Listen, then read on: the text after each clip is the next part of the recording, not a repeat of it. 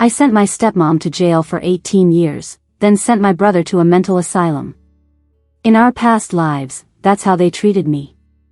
My name is Joanna, and I'm that nasty side character in a novel. In my past life, after my dad died in an accident, my brother hooked up with our stepmom. He sent me to a mental asylum just to take over the family estate. That place was skilled at stopping people from killing themselves. I was stuck there for 2 whole years, in this hell where living felt worse than dying. There were no tools around to end my suffering. The walls and furniture in the ward were all foam padded. When I finally caught a moment where the security slacked off, I chewed off my own wrist and managed to die. But when I opened my eyes again, I was back at the beginning of my nightmare. Back at my dad's second wedding. My dad is 47 years old, but he's aged well, likes to work out, and looks sharp. His bride, the one next to him, Tina, is only 25. She's 3 years older than me, 1 year older than my brother Ken. My dad seems head over heels for Tina, but she doesn't seem to care much for him. At the wedding, she was ice cold, with her eyes staring off into the distance the whole time. Her face showed no emotions, like a mummy, and she looked down on everyone there. My dad was grinning from ear to ear though. He signed a prenup for her, making Tina his primary heir. She'd get half of everything, even 10% of the company as a wedding gift. Me? I'm his daughter and I only have 3% shares. Ken has 5%. Before they got married, Ken and I couldn't stand Tina. Dad treated her like a princess while we got sidelined. To ensure we didn't bully Tina, Dad cut off our allowances, handing everything over to Tina. After their honeymoon, he ignored us, making us bow down to her. Our unlimited credit cards were taken away, leaving us with just a $100,000 monthly allowance. Not only did Dad not care, but he also kissed up to Tina, acting grateful for her strict discipline over us. He thought she was genuinely doing us a favor, setting us on the right path. Naturally, we fought back. I was all about verbal protests, launching all kinds of insults at Tina.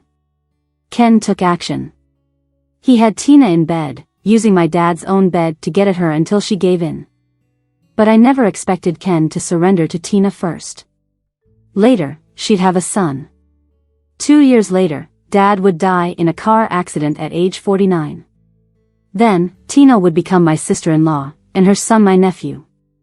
Ken would be madly in love with her. I'd forever be the one living at the bottom, having to please everyone. Tina always wore that cold, emotionless face, appearing noble even though she was dirty inside. She didn't care about morals, being all tangled up with Ken while Dad was alive. When Dad was gone, she kept a distance from Ken. She'd say things like, "I'm your elder, we can't do this," turning my twisted brother into her puppet. Ken was twisted too. When Dad was alive, it was Tina this, Tina that. He helped me curse her out.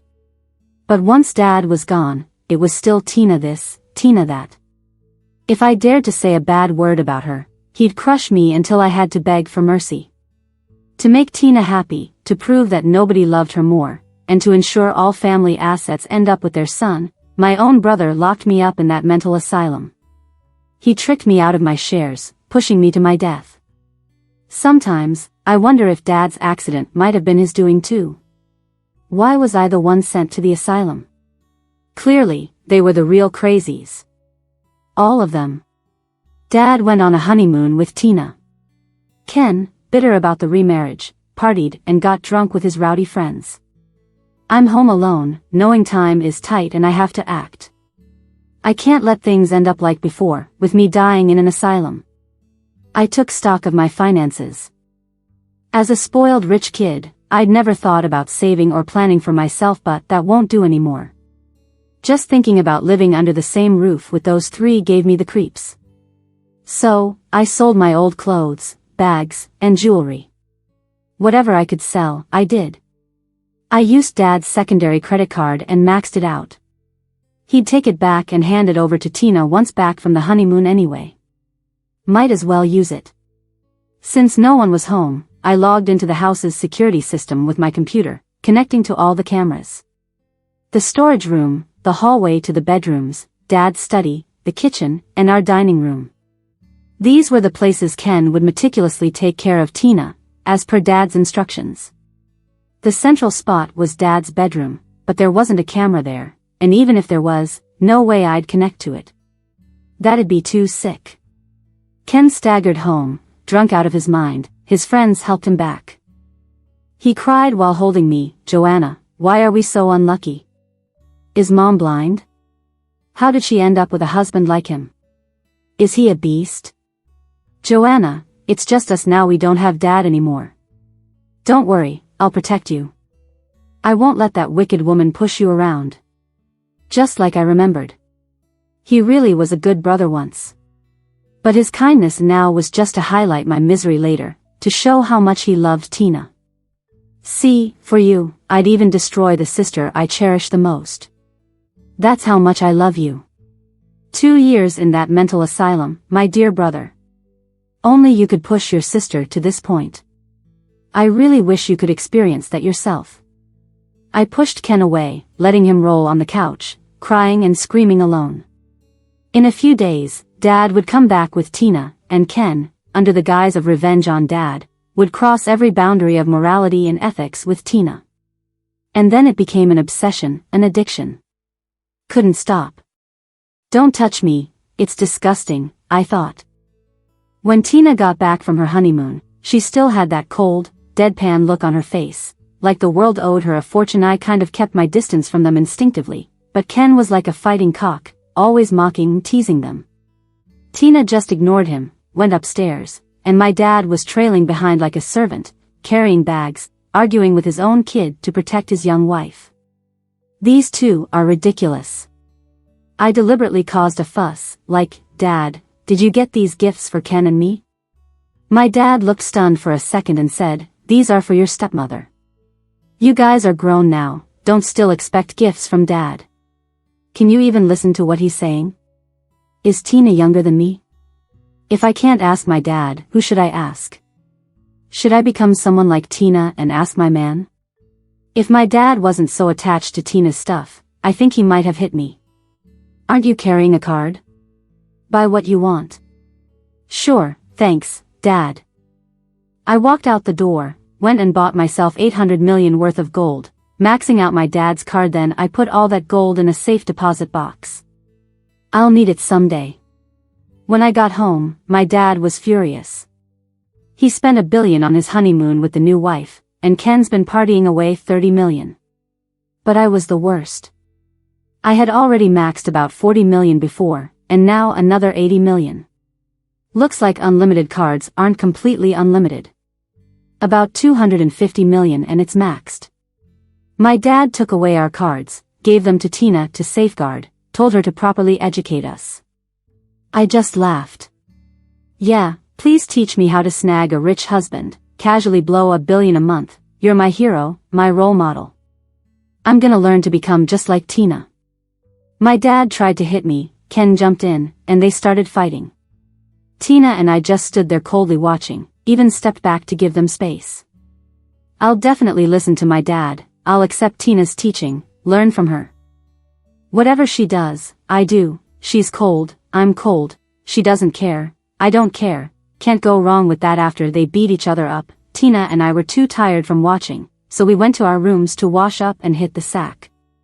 The next day at work, I told my dad I wanted to work. I graduated, I need to do something. Can't just sit at home learning how to be like Tina, right? With Tina not around, my dad said bluntly, "Joanna, don't think I won't handle you just because you're my kid." "I'm your kid? Do you have that capability? I was born from my mom, barely related to you. Go ahead, kill me, you have Tina. Daughter during the day, wife at night, 2 birds with 1 stone." My dad sighed, "I know it's hard for you and Ken right now, but I really love Tina. She's a good woman.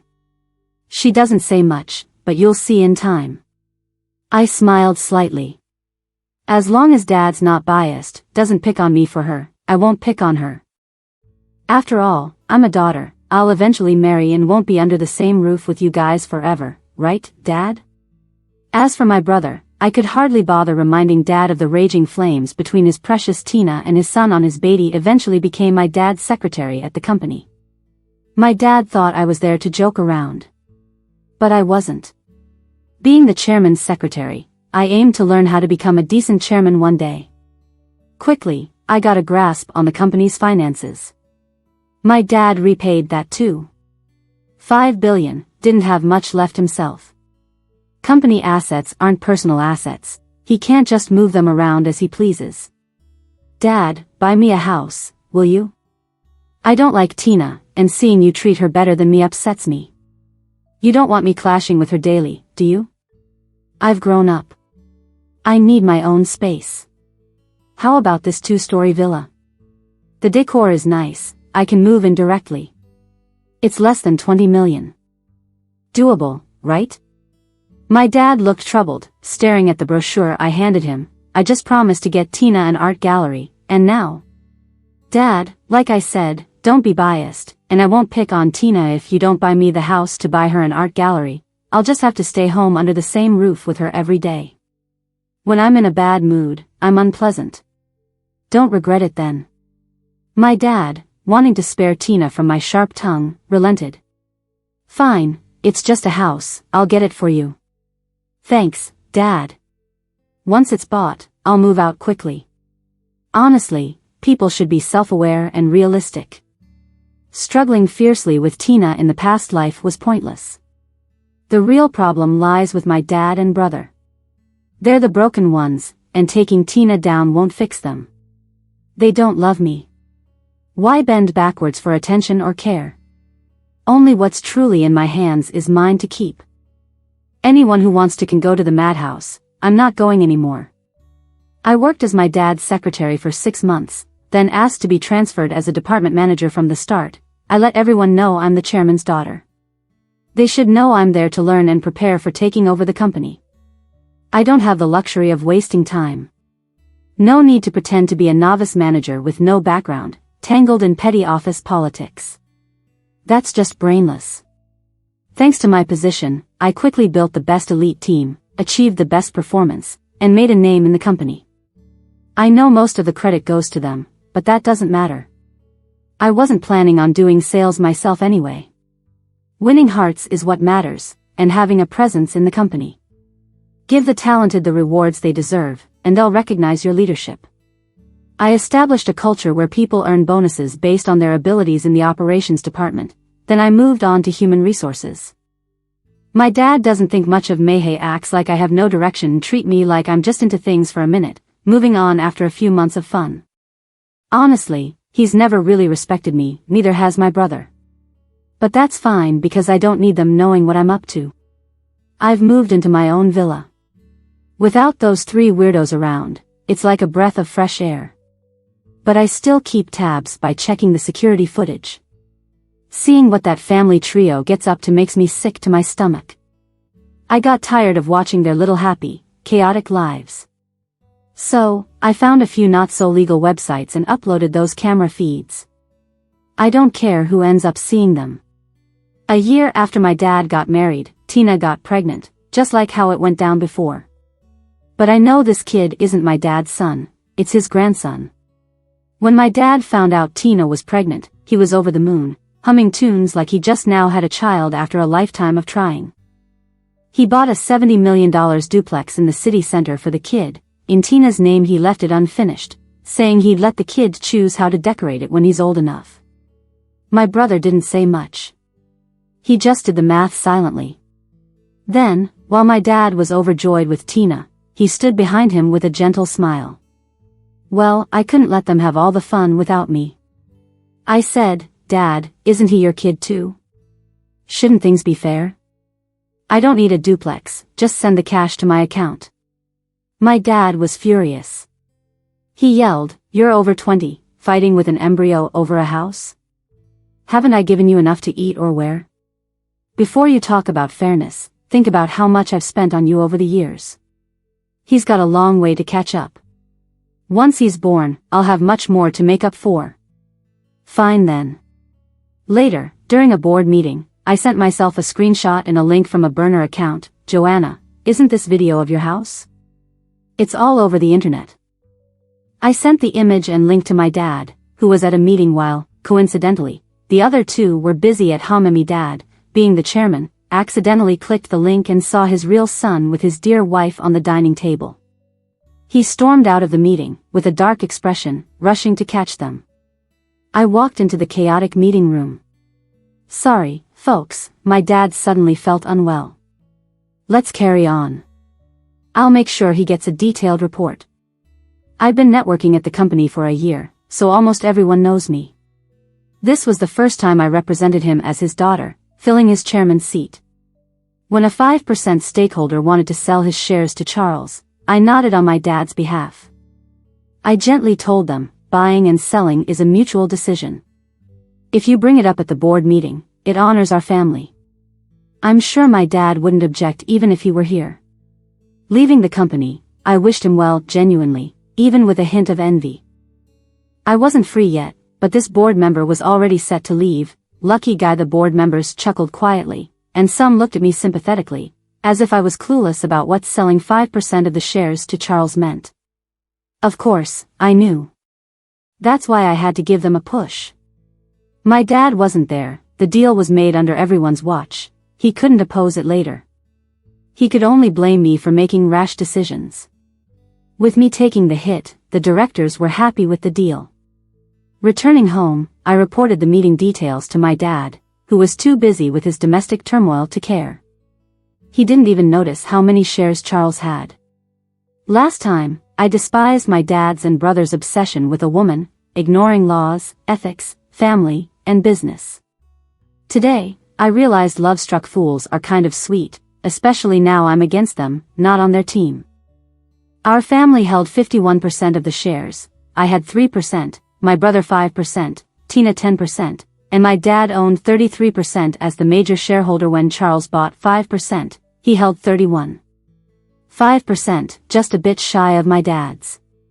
That's when I stepped in. Uncle Charles, I've got 3% more. Interested? Charles looked at me, eyes glimmering with greed. Your shares? You'd sell them to me? I nodded, playing the spoiled, impulsive, naive heiress perfectly. My dad only sees his new wife, spending billions on her for the honeymoon, gifting her an art gallery worth hundreds of millions, but he even took my credit cards away. Tina allows me only $10,000 a month, barely enough for a bag. I had no choice but to work for a salary to get by. Tina's pregnant, and my dad bought a $70 million house for the child. When I asked for it, he scolded me for competing with an embryo. In our family shares, Tina holds more than my brother and me combined. I started sobbing. I've always been a pampered princess, never knowing poverty. I feel abandoned. Whether Tina has a son or daughter, my future looks bleak. Since my dad seems destined to lose the family fortune for a woman, I must cash out before I end up begging. My shares might be small, but Uncle Charles just needs a little, right? Charles hesitated, but he's your dad. Would you really oust him from being chairman? If he cared for me, his daughter, I wouldn't act this way. But he cast me aside first. How can I be blamed? If Uncle Charles isn't interested, I can sell to someone else. Hold on, I didn't say no. I wiped away my tears. Thanks, Uncle Charles. Being broke is just too painful. Selling my shares was the last resort. If my dad finds out, he'll never let me off the hook. So, I hope Uncle Charles can look after me a bit at the company, and not let me get bullied, okay? My dad drew up a will. His new wife is the primary heir, and they even have a kid. I've got a brother, too. By the time it gets to me, there won't even be scraps left. Uncle Charles, will you help me then? Of course, you're so sensible. Uncle Charles definitely wants the company's shares to stay with you. Relieved, I managed a smile. That's good, thank you so much. Charles seemed really pleased with how I was acting. After all, he'd rather have someone like me, clueless and easy to manipulate, hold shares, instead of my dad or brother taking charge. He bought 2% of my shares, leaving me with 1%. Now he owns 33.5%, just enough to surpass my dad's 33% and become the largest shareholder. Quite the twisted pleasure. A few days later, Tina had a miscarriage. My dad hit her. Afterward, there was a paternity test, and the child was Ken's, not my dad's.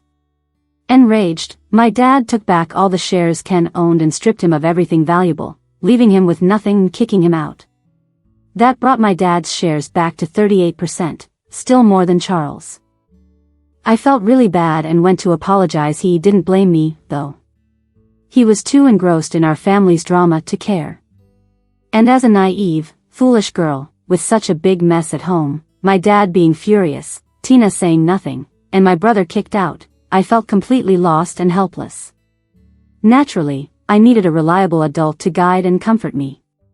Charles was all too happy to be that reliable adult. I sobbed uncontrollably, putting on quite the act of a girl afraid to go home. "Uncle Charles, what do I do? How could Ken and Tina do that?" Charles, recalling the video he watched, wanted to laugh but held back. I knew he was struggling to keep it in. "Don't worry about it. You're just a kid.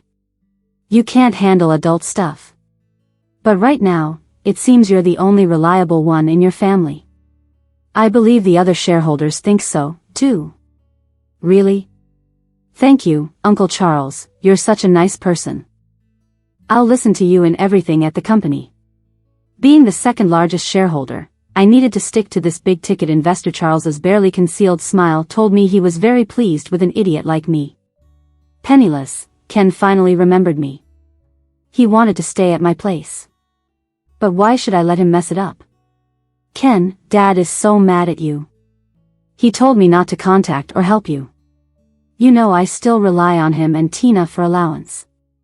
How about I give you half of my allowance? Maybe you can stay at Tina's gallery or that duplex?"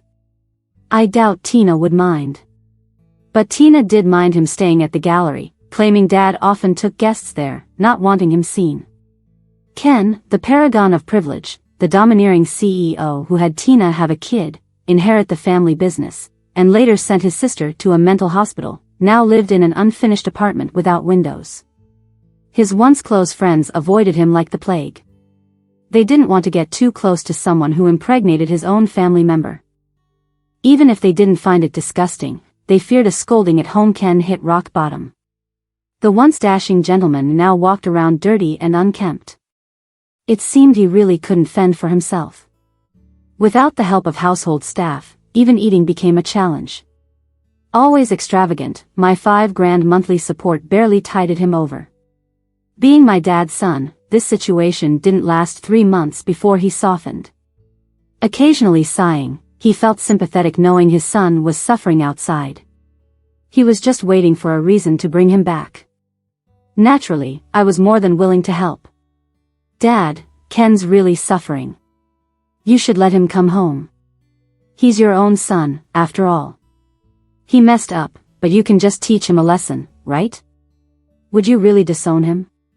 Having never experienced hardship, how can $5,000 a month be enough?" My dad's face darkened. "What are you talking about? Where's he getting $5,000 a month?" "Sorry, Dad, but he's my brother. I'm just too soft-hearted." "Sorry, Dad, please don't be mad, he didn't mean it. I just feel too sorry for Ken. He's living in Tina's bare-bones place." Upon hearing that, my dad flew into a rage. "Oh really, none of you care what I say anymore? Didn't I tell you not to help him? You actually dared to give him money and a place to stay behind my back. Do you even see me as the head of this house? From now on, you won't get any allowance either. Why only punish me and not Tina? Dad, how can you? Ken and I are your own kids. Are you trying to push us to the edge? Tina's miscarriage wasn't Ken's fault, so why?" Before I could finish, my dad slapped me hard. Then, his eyes watered. "You don't understand a thing," he muttered. It wasn't worry, it was his hatred for me putting Ken and Tina together and the mention of their lost child. My dad truly loved Tina. Despite everything, he kicked out his own son but still kept her around. Though not as gentle and patient as before, his possessiveness only grew stronger. It was as if being without Tina would kill him. People followed her around all day, watching her like a hawk. They wouldn't even let her out the front door, afraid she might run away. At her age, she's still into playing those possessive love games. She might not care about her son or daughter, but she would never let go of Tina. When he found out Tina was secretly helping Ken, he got so mad it gave him chest pain. It squashed any ideas he had about bringing Ken back. He knew he was pushing 50 and couldn't compete with Ken physically. The cabinets were packed with various supplements and herbal liquors. He was chugging them down every day. In my past life, he never found out his precious little darling was actually his grandson, so this whole mess didn't happen. Now, I'm genuinely worried he might overdose on these pills and croak before even getting to the car accident. The fact that Tina approached me was beyond unexpected. She handed me $5 million and asked me to give it to Ken.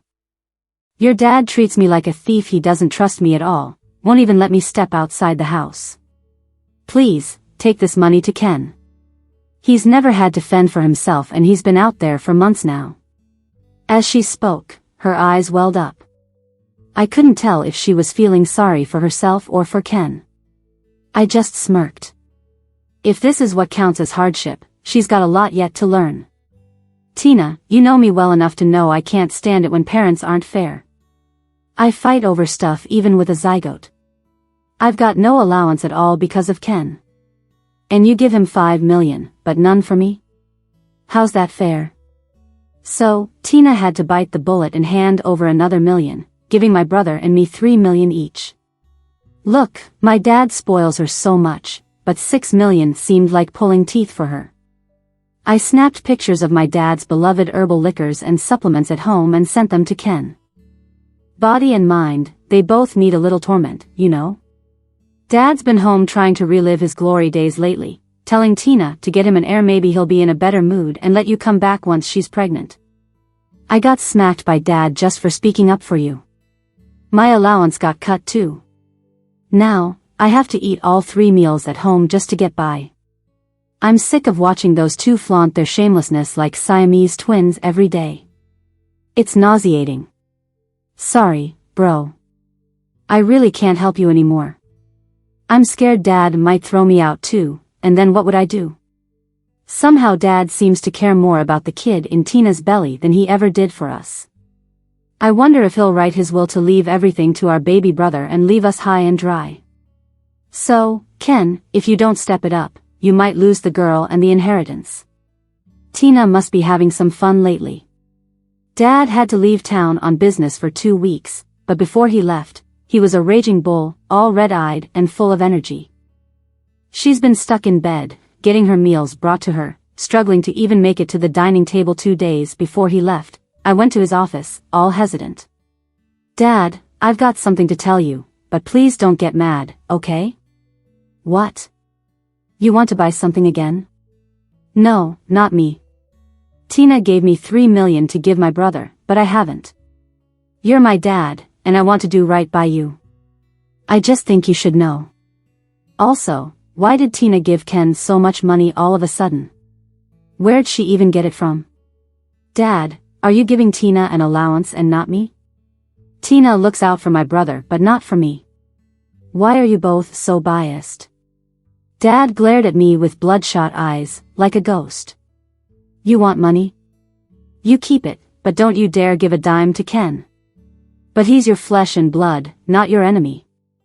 I've told you 1,000,000 times, I have no such son. No money to him. Got it? I know, Dad. I haven't given it yet. Tina made me. Enough. If she wants you to give money to him again, you keep it yourself, but if I find out you gave a penny to him, I'll toss you out too. Alright, Dad. I understand. I'll do what you say. Just please, don't kick me out. Knowing Tina cared for Ken made my dad hole up at home for 2 days, skipping work, probably downing a ton of supplements, acting like they were going to live and die together. Meanwhile, at work, I was running the show with Charles, the second biggest shareholder, backing me up. We got along great. Come nightfall, as I walked home, I heard the angry roars and Tina's dramatic cries coming from their room. I fought back the bile at the back of my throat, stood by the door, and recorded it all.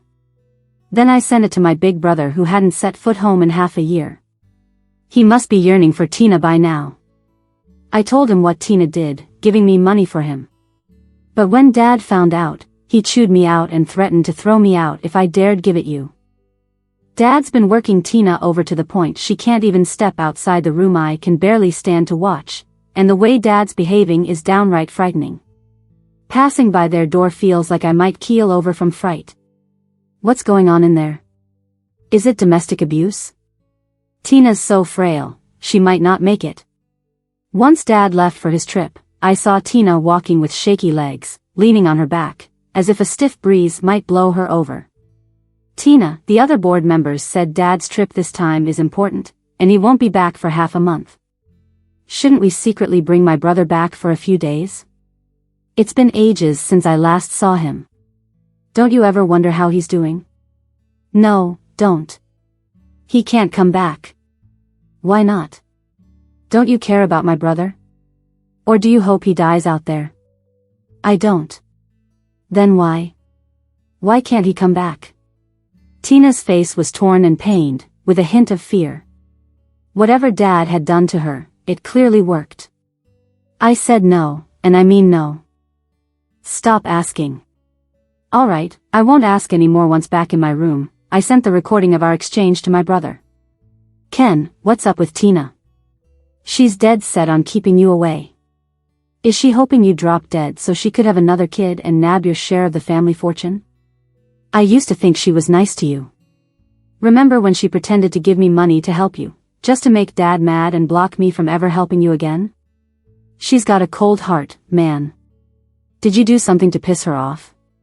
But it seems like she's getting along better with Dad now, like I'm not even there. It's so awkward having them around at home. I really wish you could come back and keep me company. I even sent him a picture of my dad holding Tina while feeding her at the dinner table. I'm not gonna be the only one feeling grossed out. Ken should suffer with me. Sure enough, the day after my dad went on a business trip, Ken came running back home. He was a mess, looking like a wild man. The security almost didn't let him in, so I had to go to the gate and get him take a bath first and rest up at home. Dad's been pretty harsh on me lately. I have to work and earn money, or else Dad won't give me a penny. Also, keep it quiet at home and don't upset Tina. She might complain to Dad.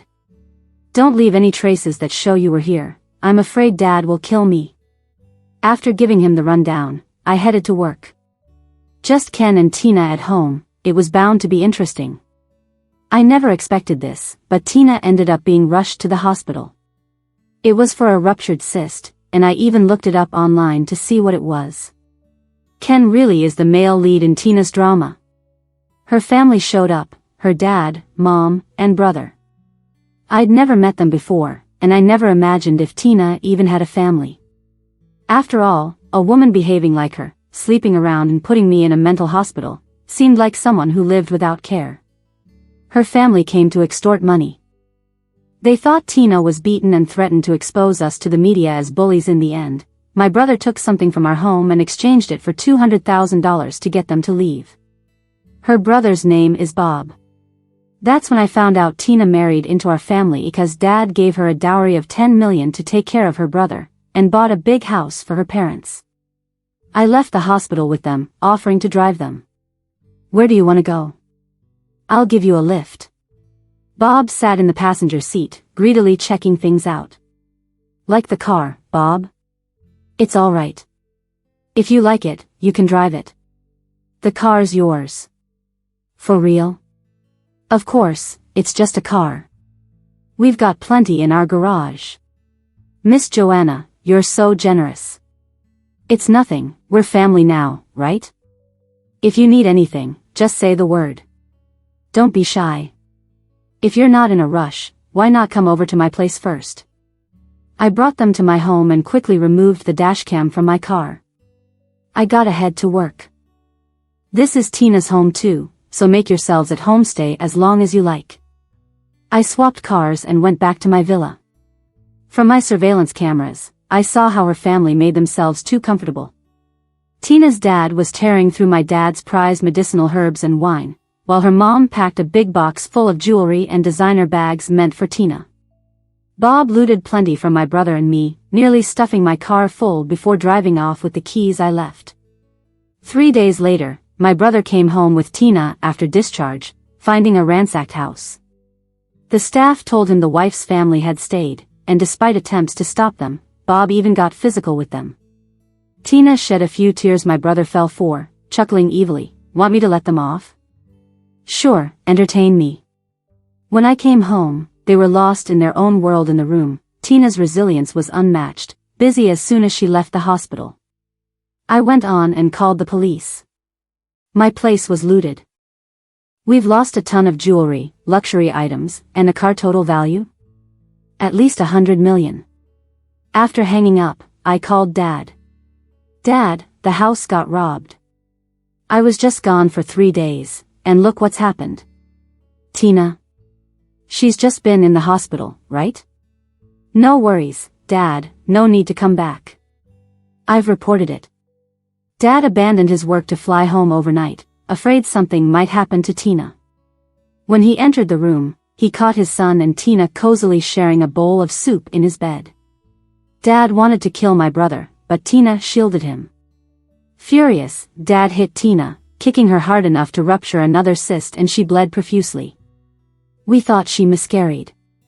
The father and son had a showdown at home. Dad and Tina both ended up in the hospital, she from his hit, him from my brother's. At nearly 50, dealing with a 25-year-old in earnest, isn't he tempting fate? My brother openly sided against Dad, staying in her hospital room while Dad recovered. Beside Dad's bed, it was just me. The police soon caught Tina's family, taking our home security footage for the investigation. I showed the footage to Dad. It was his in-laws and brother-in-law, after all. He avoided watching one part where, right after he left, his son came back to hang around Tina. "Dad, Ken really went overboard this time. I overheard them in Tina's room, wishing you dead so all the inheritance would be theirs. I'm not making this up, it's happened for real before. It's a sincere warning from your daughter." When Tina found out her family was arrested, she painfully dragged herself to beg us on her knees. "Dad, Mom, and Bob were just playing around with your stuff. They've already promised to return everything. It's just a misunderstanding. Can you not press charges?" She glanced at me, and that expressionless face she used to have was nowhere to be seen. Instead, she looked like a pitiful child sitting by my dad's bed. "Bob said that car was a gift from Joanna. I had already taken the dashcam. What evidence do they have to prove I was the one who gifted it?" I frowned. "Tina, give me a reason why I would ever gift your brother a car, and with all those jewelry, bags, and even my clothes he took, your family must be nuts." Tina, spoiled by my dad and brother, didn't take me seriously and said smugly, "He just thought those were your old clothes and took them for his girlfriend. If you don't want, I'll have them sent back." Her attitude really got on my nerves. "Tina, you're shameless. Joanna, how can you talk like that?" My brother stormed into the ward, pulling Tina up and shielding her. "If someone's causing trouble, go find them. Why bully Tina? What do you think you're doing? How can you, as a son, be so touchy with Tina? Are you trying to upset Dad to death?" My dad started throwing things at the two, hugging each other.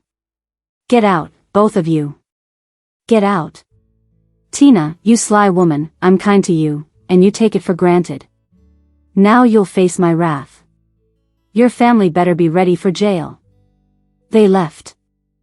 I cried and comforted my dad. "Dad, don't get angry if you're gone, wouldn't that be what they want?" Huffing angrily, my dad shouted, "I'll make sure those few get sent to jail." That threat worked. Tina slapped my brother a few times and kicked him out, then, despite being unwell, insisted on caring for my dad and pushed me away. And my dad, who seems like he'd die without Tina, enjoyed her compliant and pleasing demeanor. He looked at me like I was an eyesore, once again rendering me the unnecessary one. Everything became Tina's responsibility. In less than a week, my dad softened. Half a month later, he told me to drop the charges. After all, I was the one who called the cops. After all, the car was under my name. After all, I did lose a lot of jewelry, bags, and clothes. So I refused. My dad got angry. We're all family. They're your elders. Does it have to get so ugly? Family? Elders? What kind of elder snatches things from the younger ones? When they took advantage, did they remember they were elders? Tina apologized. Joanna, my family isn't well off. My parents and brother have never seen such nice things, unlike you, who grew up with it all. They really thought you wouldn't mind those old things. They're willing to return them, so let's not bother with it, okay? I didn't want to waste my words on her and turned to my dad. So, what do you mean, Dad? Do you also want me to drop it? With a stern face, my dad said, peace brings wealth. We're family, just talk it out. No need for a big fuss. Bob's only 20, even younger than you. If he goes to jail, his life's over. He completely shattered what little father-daughter bond one had left for him. Fine, I'll drop it, but you have to compensate me for my loss. I don't want someone else's used junk. Convert it to cash for me, including that car. Bob can have it, just give me the money. My dad shouted, all this is about money for you. What else? They steal and take, also for money, right? Tina married you because you offered a lot of money. When it's my turn to lose, I can't talk about money? Suddenly, I'm supposed to be all noble now? Birds of a feather flock together. Dad, seeing me like you and your new wife's family, all so greedy for money, you should be proud. Isn't that what you like? My dad looked at me, trembling with anger. I couldn't tell if he was mad about what I said, soiling the pure love story he has with Tina. Forget it. 1 billion. Transfer it to me, and I'll drop the charges. Otherwise, let Bob wait for jail. My dad couldn't pull together $1 billion cash anymore, which was quite comforting. Marrying Tina, who knows how much he spent on her. His little stash of liquid assets, all drained. But he got other assets. There's property, antiques, jewelry, and company shares. Cashing in is easy. In the end, my dad had Tina transfer me 1% of the company shares. For him, it was just moving money from one pocket to another, no loss, but Tina didn't want to. After all, 1% of shares aren't 1 billion anymore, it's almost 5 billion now. She dared to haggle right there, only willing to transfer 0.2% to me. Her penny pinching disgusted me. No idea how my dad and brother could be so blind, thinking she's genuine and not after our money. Did she marry a man 20-something years older because of your and Dad's love? Eventually, Tina reluctantly transferred me that 1% share. Even though it wasn't cash, it was fine. As long as I remember that everything in this house has nothing to do with me, and whatever ends up in my hands is mine, I don't lose, actually, I gain. I withdrew the charges, told the cops we're relatives, and everything was a misunderstanding.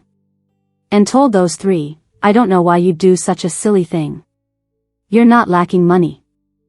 After all, Tina owns an art gallery worth over 3 billion and an unused duplex worth 70 million. She spent over $1 billion just on a honeymoon. Her allowance is an unlimited credit card. You know what unlimited means? You could buy a plane, an entire villa community, an entire jewelry store. And she holds 10% of the company shares, that's tens of billions. Though it's now 9%, it's close. Being her family, are you lacking money? Why do something so embarrassing, like stealing secondhand stuff from my family, causing such a big misunderstanding? I got back to my home, not bothering with their drama. Half a month later, Tina's 70 million valued duplex became Bob's. 2 months later, my dad almost declared personal bankruptcy. Bob stole his credit card from Tina, maxed it out on luxury cars and watches, and even went so far as to buy a plane. Bob probably figured if he had the card, the money wasn't really his until he bought stuff in his name. Smart, right? I can't believe how stupid I was in the past life. My dad took all the credit cards back from Tina, reclaimed her shares, took back the house he'd given her, and kicked her family out. He sold the gallery, properties, and jewelry he'd given her to pay off debts, and he took back everything Bob bought with the credit card. But it still wasn't enough. His personal credit score was downgraded. His no-limit black card got cancelled, and he got kicked out of several top-tier clubs. In the world of the rich, that's the ultimate joke, a huge disgrace. Finally, despite all the pleading from his beloved daughter, he sent Bob to jail. Tina's only brother went to pieces, crying like crazy at home, turning from an ice-cold goddess into a hysterical mess. In her absolute grief, she called Ken every day to cry about it. I finally urged my dad to bring Ken back, this time for real. Dad, you're willing to forgive outsiders over and over, so why not your own son? Ken's your only son. Who do you plan on leaving your business to if not him? Are you going to hope Tina gives you a kid? Even without Ken, a woman like her would find someone else, and who's to say it's yours? You always call Tina's family, yet how can you be so harsh to your own son? Just make sure Ken and Tina don't live under the same roof, right? I knew my dad was already looking for my brother. He wasn't hung up on the idea of Tina giving him more kids anymore. But even as he considered forgiving Ken for tarnishing his cherished woman, he's never once thought about making me the company heir. He still had hopes for a non-existent child in Tina's belly. But he's never acknowledged me properly. So I long ago gave up expecting anything from him. My dad adored Tina's poker face, loved her icy demeanor and her haughty indifference. But now, Tina has become worldly and shrewish. The stink of money clings to her, and she's not high and mighty enough for Dad to disown his own son over anymore. 2 weeks later, Ken returned. The four of us had a grand dinner at home. Everything seemed to revert back to the beginning, except the two men no longer competed for Tina's attention. Tina wasn't the same ice queen she once was. Instead, she was weary and fragile, carefully watching my dad's expressions, filled with anxiety and fear of being kicked out. Once indifferent to my dad, now she went all out to flatter him. She shivered at the slightest frown, and couldn't even look Ken in the eye. My dad gave Ken a 10% share in the company again and changed his will in front of us, giving Ken 80% of his estate, leaving me just 20%, and not a penny for Tina.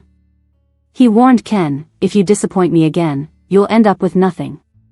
Ken swore sincerely, I won't dare disobey you, Dad. I'll behave. Dad insisted Ken work at the company, and Ken was compliant, not daring to argue. Before, he wouldn't join the company just to annoy Dad. But that was something only he could afford. From birth, Ken was destined to be Dad's successor. The company's future was always his. He could afford to rebel, threaten Dad by refusing the company. He didn't have to fight, scheme, or grasp like me. That's why he became such a fool. This time, when Ken came to the company, he didn't take control smoothly like in my past life. Everyone knew what a farce he was. He was the clown, providing laughs but no authority. Especially when he appeared with my dad, they were like a spectacle, inviting ridicule. People, especially the board directors, kept their distance from him and were more inclined to listen to me. Charles, the second largest shareholder, wanted me to be the successor, added to Ken's hurdles. I didn't even need to lift a finger. Ken was miserable in the company, constantly frustrated. My dad called him into the office all the time for verbal beatings, mixing business with personal grudges. My dad was aware of the judgment and ridicule around, and every bit of it was Ken's cause. No way he could just brush it off. Ken was mocked and scorned publicly, berated by Dad privately. Tension was eating him up, and his coldness towards Dad was getting harder to hide. 2 months later, Dad's driver left for a funeral, mirroring my past life. I stepped into Dad's office for our final heart-to-heart. Dad, I've been at the company almost 2 years now. Are you happy with my work? You've done well. Keep it up. What about Ken? Why even bring him up? Dad, you've seen it. Up and down the company, whether it's the board, management, or staff, they believe in me more, they're more willing to follow me. So, have you thought maybe about choosing me over Ken to inherit the business? Dad slammed the table. What are you talking about? You're just a girl, where do you get such ambition? Can you even handle the company? I'm not a person, Dad. You're a girl, eventually you'll marry off elsewhere. You're nothing like Ken. You're not getting any younger, it's about time for arranged marriage. The family isn't doing great these days, profits are down. I'll find someone suitable for you. Stop hanging around the company. We don't need you there. Socialize, make new friends. That's your contribution to the family. Terrified I'd compete with Ken for the inheritance, scared my presence held Ken back, he wanted to push me into a political marriage. Such a great dad, truly heartwarming. Fine, Dad. If that's what you want, when you find the right match for me, I'll quit. I found Charles and sold my measly 2% share of the company to him below market value, cashing out $800 million. 5 days later, my dad got into a car crash on his way to work and died instantly. I was sure it was no accident and pushed for an autopsy. The coroner found a lot of drugs in his blood. It was ruled as murder. Cops searched our house and found Dad's medicated wines were tampered with. Ken, who had earlier gotten a mental illness certificate for himself, had bought meds for it and fed them all to Dad. All evidence pointed to him and Tina plotting together. Questions I had in my past life were finally getting answered. Ken, how could you do that to Dad? Don't you know you pay with your life for murder? Ken was scared out of his wits by the police and cried in front of me. I'm innocent, Joanna, it's all Tina, that witch seduced me. She manipulated me, and it was all her plan. She wanted Dad dead, not me. Alright, Ken, stick to that story in court, and I'll save you. I'll testify for you. Thanks for believing in me. Ken, you are my only family now. Who else can I trust if not you? I won't let you go to jail. I told Bob if he testified that his sister always wanted to kill my dad, blaming her as the mastermind who manipulated Ken, he'd have a chance to reduce his sentence, and I'd give him $1 million as a startup fund after he got out. Bob was eager, even bringing his parents to testify. That guy violently hurt my sister time and again. She was nearly beaten to death. I heard her say she needs to find a way to kill him, or else she'd be the one. Dead Tina became the target. She loved Ken so much and did so much for her family, but now, everyone pointed fingers at her as the mastermind. She accepted her fate and, as the main culprit of premeditated murder, was sentenced to 18 years. And Ken? I said I'd make sure he wouldn't go to jail. Ken, remember you had that mental illness certificate? Sure, that was just to buy meds back then, but now, it's useful. Ken finally realized this and thanked me immediately. So, I took the doctor who issued that certificate to back us up, proving Ken is mentally unfit for prison and needs treatment instead. 2 weeks later, I got Ken admitted into a mental hospital. In my past life, he was never kicked out of home, never in a pathetic situation, and was never forced into a corner. It was me. The one crazily fighting with Tina to reclaim my father, my brother, everything that was mine, yet still ending up with nothing, that was me. Ken said I was crazy, mentally unstable, tricked me into seeing a doctor, got a mental illness certificate under my name, bought meds to kill Dad, then got me locked up in a mental hospital. This time, I expected nothing from them. I coldly watched their absurdities unfold, while he fell into the very trap he set for me. Ken, don't worry, everything's just for show to the court. I'll get you out soon. Of course, I wouldn't fetch him. I never would. This drama became well known, with father and son fighting over a woman making headlines. The son killed his own father for Tina, trampling on morality and human decency. The internet exploded with criticism, dragging the whole company down, with shares plummeting. Charles, as the second biggest shareholder, turned gray overnight. The board was in despair, each looking to dump shares and escape. I had to deal with Dad's aftermath and didn't go to work for a long while. Let it be chaotic. It didn't matter since I held no shares. The Joe family assets would shrink by nearly $1 billion. What does that have to do with me? I traded a life from my past for a lesson. Things held in your own hands are truly yours. If not, just let them go. 20 days after the scandal, the company's stock hit the bottom. Even as a former multi-billion-dollar company, tainted by shareholder scandals and ruined image, it couldn't disappear overnight and become worthless. The fallen stock was bound to climb back up one day. The money I once desperately grabbed now came in handy. I used all my savings to buy back 7% of shares. Combined with the inheritance from my dad, I owned 16%, while Ken held 35%. All adding up to a neat 51%. Charles, who thought I was an easy fool, ended up with just 20% unsold shares, losing almost $2 billion, leading to a stroke. Paralyzed, with a crooked mouth and slanted eyes, he couldn't utter a word, let alone show up at board meetings. Such a pity. I thought next, we would battle each other. Seems like that won't happen. After a year, the company shook off the scandal, got back on track, and its stock went up significantly before I finally visited my brother in the mental hospital. He crazily begged for help to get him out. Ken, I promised I'd come to bring you home.